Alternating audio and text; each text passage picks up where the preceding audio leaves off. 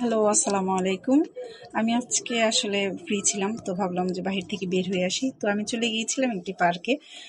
আপনারা দেখে বলবেন আসলে আমি কোন পার্কে গিয়েছি।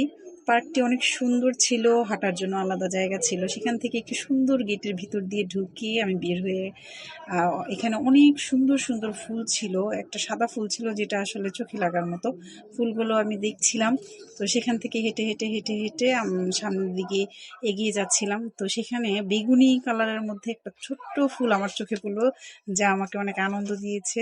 সেখান থেকে আবার গাঁদা ফুল, গোলাপ ফুল, এবং গোলাপ ফুলটা আসলে এটা হাজারি গোলাপের চারা, গোলাপি কালারের ছিল, খুবই সুন্দর লাগছিল দেখতে। সেখান থেকে জবা ফুল, জবা ফুলটা দেখতেও খুব ভালো লাগছিল, লাল রঙের জবা ফুল ছিল।